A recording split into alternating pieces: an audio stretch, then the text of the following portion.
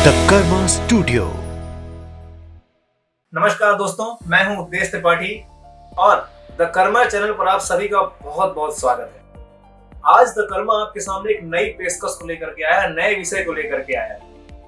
जैसा कि आप लोग देखते हैं कि हम सभी के मन में एक सवाल होता है, कल्प क्या होता है।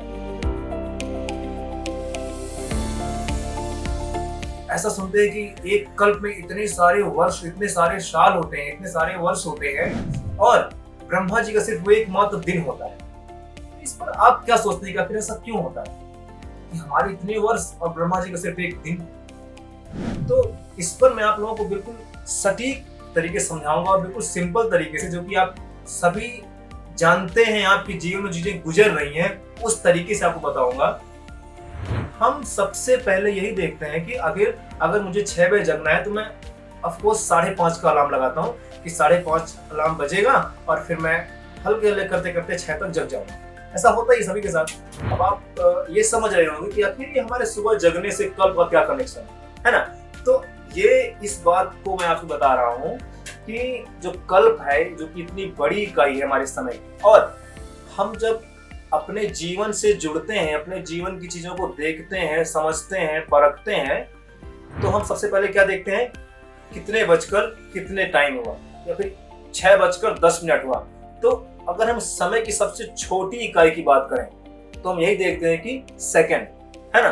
तो अब देखिए कि 60 सेकंड का 1 मिनट होता है और जब 60 सेकंड बीतेंगे तब जाकर 1 मिनट होगा, और जब 60 मिनट बीतते हैं, वही जब एक मिनट करके जब 60 बार बीतता है, 60 मिनट का 1 घंटा होता है।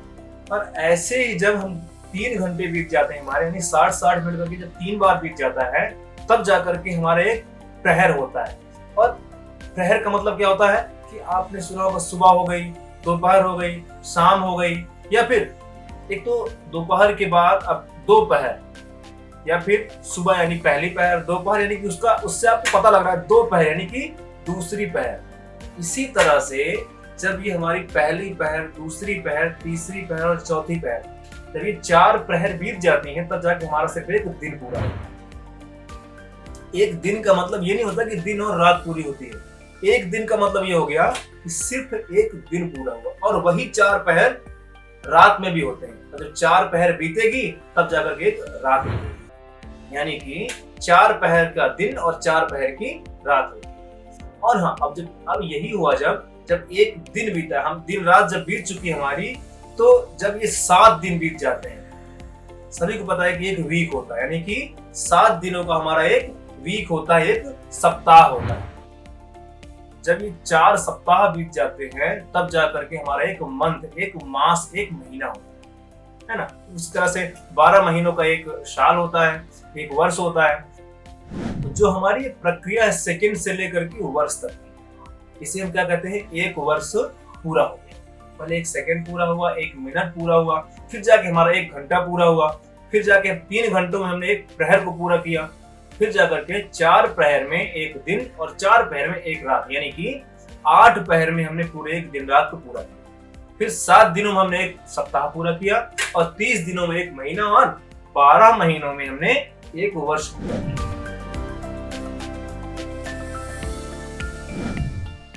अब आप देखिए कि जब वो 100 वर्ष बीत जाते हैं, तो क्या कहते हैं हम, 1 सदी बीत गई, है ना। यानी कि जब 100 वर्ष बीते तब जाकर के 1 सदी हुई। अगर यही वर्ष 100 बार बीतते हैं तब जाकर के 1 सदी होती है। और अगर सदी की बात करें तो 100 सदियों का क्या होता है, 10,000 वर्ष। और इसी तरह से हमारी क्या है, गणना आगे बढ़ती है। 1000 वर्ष हो गए, फिर लाख वर्ष हो गए, फिर ऐसे ही इसकी जो एक व्यापक गणना है, यानी कि इससे जो बड़ी गिनती है वो क्या होती है हमारी, लाख। तो 1 लाख वर्ष हो गया, 2 लाख वर्ष हो गया, 3 लाख वर्ष हो गया। इस तरह जो वर्ष चलते रहते हैं तो हमारा एक युग बन जाता है ना। अब इस बारे में आपने जरूर सुना ही होगा, कलयुग है ना। कलयुग में हम लोगों ने जन्म लिया है, या फिर इससे पहले द्वापर रहा, फिर त्रेता रहा, फिर सतयुग रहा। ये तो आप लोग नॉर्मल सी बात जानते ही हैं। लेकिन इसमें हम ये समझते हैं, ये जानते हैं कि क्या जो हम कलयुग में आज जी रहे हैं, जो हमने कलयुग में जन्म लिया है, क्या कलयुग कभी पहले था, या फिर कभी आगे कलयुग आएगा? इस बारे में मैं आपको बता रहा हूं कि जो कलयुग है ये क्या है, बार बार आता है। जैसा कि हम कलयुग में जी रहे हैं, तो ये जो युग है ना, कलयुग, द्वापर, त्रेता, सतयुग, ये जब 4 बार बीत जाते हैं, 4 बार यानी कि इनका जो राउंड हो जाता है, एक चक्र हो जाता है। एक कलयुग बीता, फिर यानी कि सतयुग बीता, फिर त्रेता आया, फिर द्वापर आया, फिर जाकर कलयुग आया। जब ये एक बार बीत जाता है, यानी कि ये एक चक्र इनका बीत जाता है, तब इसे हम बोलते हैं एक चतुर्युगी। जिस तरह हमारी घड़ी चलती है, तो घड़ी जब चलती है तो हमारा एक राउंड होता है, उसी तरह से सतयुग, त्रेता, द्वापर और कलयुग को जब एक राउंड बीत जाता है, तब जाकर के उसे हम क्या कहते हैं, एक चतुर्युगी कंप्लीट हो गई।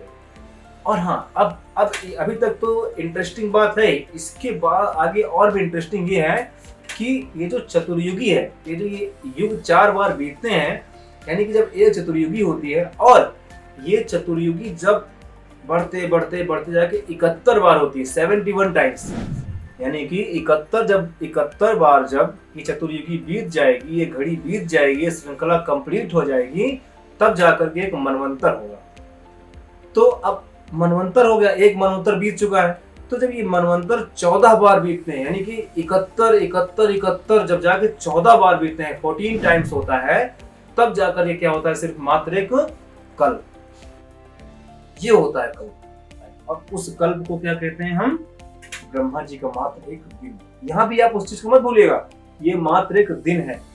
ब्रह्मा जी की रात एक अलग होती है, क्या है, इस तरह से 14 मनवंतरों का एक कल्प यानी एक दिन हुआ, बिल्कुल सेम ऐसी उनकी रात होती है, एक कल्प का दिन और एक कल्प की रात।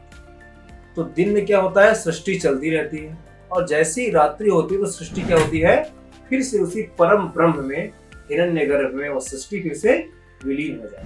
कि ये जो कल्प होता है ना, ये कहीं अलग से नहीं आता, या फिर भगवान इसे नहीं बनाते हैं, ये क्या है, हमारा सेकंड, मिनट, महीने, वर्ष को इकट्ठा करके बनता है एक कल्प, और इसी कल्प से क्या होती है, हमारी सृष्टि चलती है। यानी कि जो सृष्टि चलने का समय है वो क्या है, ब्रह्मा जी का एक दिन है, तो वही क्या है, एक कल्प है हमारे लिए।